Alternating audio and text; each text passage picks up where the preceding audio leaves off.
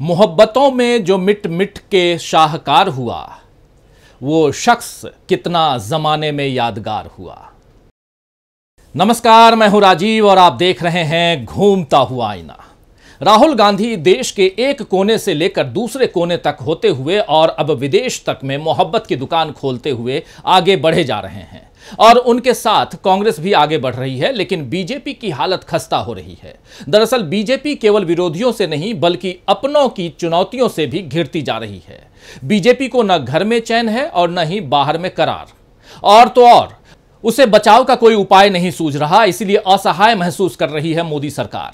जी हां, मोदी सरकार और बीजेपी की हालत इस वक्त ऐसी ही है। देश महंगाई और बेरोजगारी जैसी समस्याओं के साथ साथ अशांति और विद्रोह जैसे हालात में फंस गया है। दूसरी तरफ जिन राज्यों में बीजेपी की सत्ता है, वहां स्थिति काबू से बाहर होती जा रही है। नौबत ऐसी आ गई है कि बीजेपी के मंत्री और बीजेपी के सहयोगी सभी अपनी ही पार्टी पर सवाल उठा रहे हैं। अब तक तो बीजेपी को कांग्रेस और बाकी विपक्षी दलों के विरोध का सामना करना पड़ता था, और इस चुनौती के बावजूद बीजेपी विपक्षी नेताओं की छवि खराब करने या उन पर इल्जाम लगाने या फिर गड़े मुर्दे उखाड़ने जैसी रणनीतियों से पार पाती थी। मगर अब तो बीजेपी को पार्टी के भीतर ही चुनौती मिलने लगी है। बिल्कुल आप सही सुन रहे हैं। इसलिए सवाल उठता है कि आखिर परायों के साथ साथ अपनों से मिल रही चुनौती का सामना कैसे करेगी बीजेपी।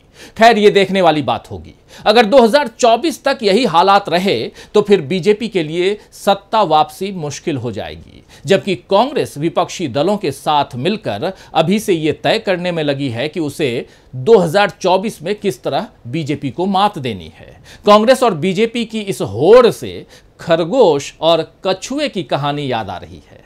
बीजेपी ने शुरुआती दौर में तेज रफ्तार से कई जीतों के साथ बढ़त बना ली थी। आप सबने देखा 2014 से 2019 और उसके अलावा 2020-21 सब में आपने देखा। लेकिन कांग्रेस भी अपनी गति से चलती हुई कहीं पर भी बिना रुके आगे बढ़ती रही और वो अब जो है वो मुकाम आ गया है जहां देश फिर से चुनाव को बीजेपी बनाम कांग्रेस में तब्दील होता हुआ देख रहा है। अब बीजेपी के लिए चुनाव में एक तरफा जीत मामूली बात नहीं रह गई है दोस्तों, बल्कि कह सकते हैं कि अब तो बीजेपी के लिए जीत हासिल करना ही मुश्किल हो गया है। कांग्रेस ने कर्नाटक में उसे बाहर कर दिया और अब तमिलनाडु समेत बाकी दक्षिण राज्यों में जो हालात हैं उसमें बीजेपी कहीं भी नजर नहीं आ रही है, और साफ नजर आ रहा है कि दक्षिण के दरवाजे बीजेपी के लिए अब बंद हो रहे हैं। पूर्वोत्तर में मणिपुर का हाल देखकर यह समझा जा सकता है कि देश में खास पहचान रखने वाले पूर्वोत्तर राज्यों को संभालना बीजेपी के बस की बात अब नहीं है। हिंदी पट्टी के राज्यों में उत्तर प्रदेश और उत्तराखंड बेशक बीजेपी के पास हैं, लेकिन मध्य प्रदेश, छत्तीसगढ़, राजस्थान, बिहार, हरियाणा सब जगह बीजेपी की हालत खस्ता है। पश्चिम में महाराष्ट्र, गोवा, गुजरात सब जगह बीजेपी की सत्ता है, लेकिन उसका प्रभाव कम होता जा रहा है। गुजरात में बीजेपी अब भी मजबूत है मगर बाकी जगह पर नहीं, यानी महाराष्ट्र और गोवा में उतनी मजबूत नहीं है बीजेपी। यानी देश के अधिकतर हिस्सों से बीजेपी जाती हुई दिख रही है। देश में कई बार यह सवाल किया जाता है कि बीजेपी का या मोदी जी का विकल्प क्या है। जब बीजेपी को कई जगहों से हटाकर विपक्ष काबिज होगा तो यह जवाब भी मिल ही जाएगा कि बीजेपी का विकल्प कौन बन रहा है और कौन देश का अगला प्रधानमंत्री बन रहा है। तो आइए दोस्तों, आज आईने की नजर से पड़ताल करेंगे कि किस तरह बीजेपी को मिल रही है अपनों और परायों से चुनौतियां, और समझेंगे कि किस तरह कांग्रेस बढ़ा रही है सत्ता की तरफ अपने कदम। लेकिन पहले देखते हैं कि कांग्रेस किस तरह मजबूत हो रही है। कांग्रेस खुद को दो मोर्चों पर मजबूत कर रही है। एक तो चुनावों में बीजेपी को हराने की पुख्ता तैयारी कर रही है, और दूसरी तरफ उसे मुद्दों पर इस तरह घेर रही है कि बीजेपी की नाकामी जनता के सामने जाहिर हो जाए। बात करते हैं चुनावी मोर्चों की। देश के सियासी हलकों में अब इस चर्चा ने जोर पकड़ लिया है कि देश का अगला चुनाव बीजेपी बनाम कांग्रेस होगा, यानी बीजेपी और कांग्रेस के बीच आमने सामने का मुकाबला होगा। इस चर्चा को और बल मिला जब राहुल गांधी ने कन्याकुमारी से कश्मीर तक भारत जोड़ो यात्रा की, जिसके कारण लाखों करोड़ों लोग दिन रात राहुल गांधी से जुड़े रहे। इसके बाद राहुल गांधी का पहले ब्रिटेन और फिर अमेरिका का दौरा हुआ। ब्रिटेन राहुल गांधी बतौर सांसद गए, लेकिन अमेरिका एक सामान्य नेता की तरह गए। दोनों ही यात्राओं में राहुल गांधी के भाषणों की खूब चर्चा रही, और अमेरिका में तो जिस तरह उन्हें देखने और सुनने के लिए वहां बसे भारतीय उमड़े, उससे देश में बदलाव की धड़कन महसूस हुई। एक लंबे अरसे के बाद कांग्रेस के किसी नेता का अमेरिका में ऐसा भव्य स्वागत सत्कार हुआ। आधिकारिक दौरा खत्म हुआ तो राहुल गांधी ने वाशिंगटन डीसी से न्यूयॉर्क के बीच ट्रक की सवारी भी कर ली, वो भी एक इंडियन ड्राइवर के साथ। यही काम उन्होंने दिल्ली चंडीगढ़ के बीच भी किया था। अमेरिका में ट्रक के सफर में राहुल सिद्धू मूसेवाला के गाने सुनते नजर आए। पंजाब तक राहुल गांधी के मोहब्बत का ये संदेश जरूर पहुंचा होगा। पंजाब ने विधानसभा चुनावों में भले कांग्रेस से मोहब्बत का इजहार नहीं किया, लेकिन लोकसभा चुनाव में ऐसा हो सकता है। राहुल गांधी के लिए अब कांग्रेस व्हील प्लान भी तैयार कर रही है, जिसमें Rahul truck driver, bus driver, auto driver, cab driver और टू व्हीलर से सवारियों को लाने ले जाने वाले लोगों के सिवा रोजमर्रा की जिंदगी में लोगों की मदद करने वाले वाहन चालकों से मुलाकात करेंगे। यानी राहुल सीधे सीधे आम जनता से जुड़ेंगे और इस तरह कांग्रेस का जनाधार मजबूत करेंगे। भारत जोड़ो यात्रा की तरह इस प्लान का भी अच्छा असर चुनावों में देखने को मिल सकता है। वैसे भी कर्नाटक चुनाव के बाद देश में राजनीतिक समीकरण बदल रहे हैं और इस समीकरण की धुरी कांग्रेस बन रही है। तो कर्नाटक की जीत के साथ ही जो विपक्षी दल अब तक कांग्रेस की ताकत को कम करके देखते थे, वो भी अब ये मानने लगे हैं कि राष्ट्रीय स्तर पर बीजेपी को हराने का मादा किसी में अगर है तो वो कांग्रेस ही है। इसीलिए यह चर्चा जोर पकड़ रही है कि 2024 में कांग्रेस और बीजेपी के बीच कड़ी टक्कर होगी और इस बार नतीजा 2014 और 2019 से अलग आ सकता है। 2014 के बाद 2019 में बीजेपी ने कांग्रेस को हराकर सत्ता पर काबिज होने में कामयाबी हासिल की थी, लेकिन तब कांग्रेस में अंदरूनी बिखराव था और राज्यों में भी उसकी स्थिति इतनी मजबूत नहीं थी। विपक्षी दल भी कांग्रेस से बिधके हुए थे, मगर अब समीकरण बदलने लगे हैं। अब कई राज्यों में सत्ता में न होने के बावजूद कांग्रेस मजबूत स्थिति में दिख रही है और हो सकता है कि लोकसभा चुनाव के परिणामों पर इसका असर भी पड़े। मध्य प्रदेश की 29, कर्नाटक की 28, राजस्थान की 25, छत्तीसगढ़ की 11, असम की 14, हरियाणा की 11, हिमाचल प्रदेश की 4, गुजरात की 26, उत्तराखंड की 5, गोवा की 2, अरुणाचल प्रदेश की 2, मणिपुर की 2, चंडीगढ़ की 1, अंडमान निकोबार की 1, लद्दाख की 1, पंजाब की 13, महाराष्ट्र की 48, बिहार की 40, तेलंगाना की 17 और केरल की 20।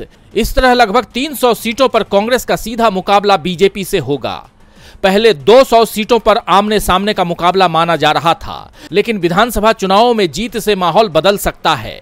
जानकारों के मुताबिक कांग्रेस गुजरात, पंजाब, राजस्थान, मध्य प्रदेश, छत्तीसगढ़, हरियाणा, कर्नाटक, असम, दिल्ली समेत कई केंद्र शासित प्रदेशों सहित 20 राज्यों में अकेले चुनाव लड़ सकती है। इन राज्यों में 200 लोकसभा सीटें हैं। वहीं यूपी, बिहार, बंगाल, जम्मू कश्मीर, तमिलनाडु, आंध्र प्रदेश, तेलंगाना, झारखंड और महाराष्ट्र में गठबंधन कर चुनावी मैदान में कांग्रेस उतर सकती है। लेकिन इस गठबंधन में भी जीत का फायदा कांग्रेस को ही मिलेगा। यानी 200 से 300 सीटों के बीच 2024 के चुनाव का सारा खेल और उसका नतीजा तय होगा। बीजेपी तो अब तक 300 पार सीटों का दावा करती आई है, लेकिन क्या आने वाले महीनों में भी वो ऐसा ही दावा कर पाएगी, ये देखना होगा। तो बीजेपी ने 2 चुनावों में भारी बहुमत हिंदुत्व और राष्ट्रवाद के बूते हासिल कर लिया, लेकिन अब इन भावनात्मक मुद्दों पर असली मुद्दे भारी पड़ रहे हैं। कांग्रेस चुनावों में जीत के लिए एक तरफ सोची समझी रणनीति के साथ उतर रही है, तो वहीं बीजेपी को अब मुद्दों पर घेर रही है। आलम यह है कि कांग्रेस के उठाए असल मुद्दों पर बीजेपी की बोलती बंद हो रही है और अब गड़े मुर्दे उखाड़ने वाली उसकी चाल से भी जनता ऊब चुकी है। पुरानी बातों की जगह जनता अब नए और अच्छे दिनों के बारे में सवाल करने लगी है। इसीलिए कांग्रेस जब जनता से मुद्दों के आधार पर वोट मांगती है तो इसमें उसे सफलता मिलती है। हिमाचल प्रदेश में ओल्ड पेंशन स्कीम के तहत कांग्रेस जो है वो जीत कर आई और कर्नाटक में कांग्रेस की 5 गारंटियों ने बीजेपी को सत्ता से बाहर कर दिया। मध्य प्रदेश, राजस्थान, छत्तीसगढ़ में भी कांग्रेस जनता को लाभ पहुंचाने वाले मुद्दों को उठा रही है। इन सब का अच्छा असर देखने को मिल रहा है। दरअसल कांग्रेस समझ रही है कि महंगाई के कारण जनता को कितनी तकलीफ हो रही है, किस तरह कम तनख्वाह पर लोगों का गुजारा करना पड़ रहा है। और आप देखिए कि राहुल गांधी ने जिस तरह भारत में ट्रक ड्राइवरों से चर्चा की, फिर अमेरिका में इंडियन ट्रक ड्राइवर से चर्चा की, उससे लोग इस बात को समझ रहे हैं, महसूस कर रहे हैं कि कांग्रेस उनकी परेशानियों को समझ रही है। अभी मल्लिकार्जुन खड़गे और प्रियंका गांधी ने इस तरह बेरोजगारी पर मोदी जी से सवाल पूछे हैं और उन्हें जमकर घेरा है, वो भी हम सबके सामने है। आइए जरा देख लेते हैं।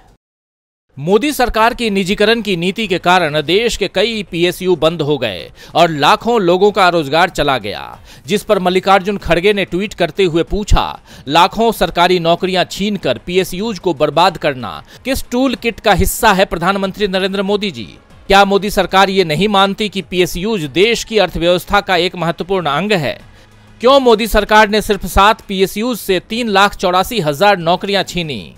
क्यों केंद्र सरकार में महिलाओं की नौकरियां 42% घटी? क्यों कॉन्ट्रैक्ट कैजुअल सरकारी नौकरियों में 88% की बढ़ोतरी हुई? मेक इन इंडिया का हाई वोल्टेज प्रचार केवल अपनी छवि चमकाने के लिए था, उससे देश को क्या मिला? इससे पहले कांग्रेस महासचिव प्रियंका गांधी ने शुक्रवार को मोदी सरकार पर इसी मुद्दे को लेकर हमला बोला था। प्रियंका गांधी ने ट्वीट कर लिखा कि कांग्रेस सरकारों ने देश में रोजगार देने के लिए सार्वजनिक क्षेत्र की उम्दा कंपनियां बनाई थीं, लेकिन मोदी जी के शासन में इन कंपनियों का हाल देखिए। 7 पीएसयूज में 3,84,000 रोजगार खत्म हो गए। उन्होंने आगे लिखा, पीएसयूज में ठेके व संविदा वाले कर्मचारियों की संख्या 19% से बढ़कर 42% हो गई। अच्छी नौकरियां देने वाली इन कंपनियों से रोजगार खत्म क्यों किया जा रहा है? देश निर्माण में महत्वपूर्ण सहयोग देने वाली इन कंपनियों को मोदी जी की सरकार क्यों बर्बाद कर रही है? इसके साथ ही उन्होंने एक इमेज भी शेयर की है, जिसमें 7 पीएसयू में नौकरी गंवाने वालों का आंकड़ा दिया गया है। तो इसी तरह कांग्रेस ने मणिपुर के मुद्दे पर भी मोदी सरकार को घेरा, क्योंकि मोदी सरकार की चुप्पी, अनदेखी और चुनावों पर ज्यादा ध्यान देने के कारण मणिपुर में हालात बिगड़ गए। समय रहते बात को नहीं संभाला गया और अब आलम यह है कि 1.5 महीने बाद भी मणिपुर में अशांति है। राहुल गांधी ने तो ट्वीट करके मणिपुर में नफरत का बाजार बंद करके मोहब्बत की दुकान खोलने का आह्वान किया ही था। उन्होंने एक सर्वदलीय प्रतिनिधि मंडल भी भेजने का सुझाव दिया था। जयराम रमेश ने भी मोदी सरकार के एक मंत्री की पीड़ा को जाहिर किया और इसके साथ ही सिविल सोसाइटी से भी मोदी सरकार को सुझाव दिया गया। देखिए जरा ये रिपोर्ट। मणिपुर में हिंसा लगातार जारी है।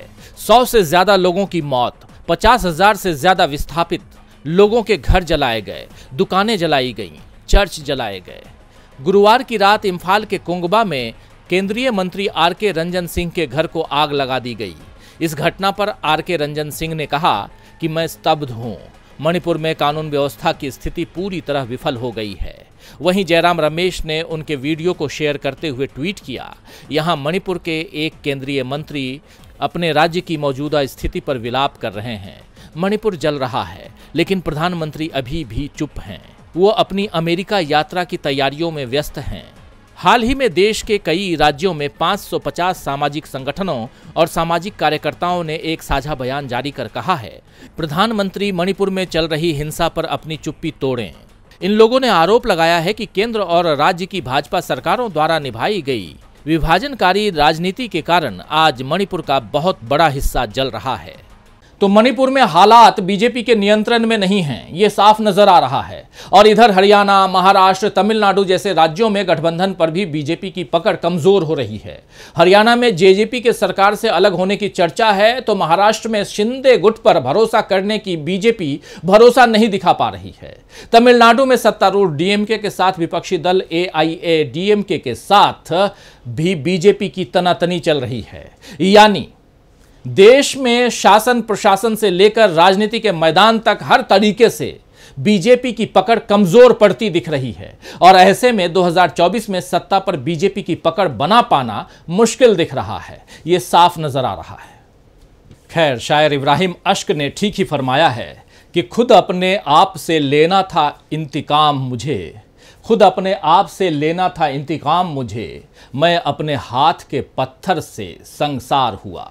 तो आज के लिए बस इतना ही, फिर मिलेंगे खबरों के नए आईने के साथ। तब तक देखते रहिए डीबी लाइव। नमस्कार।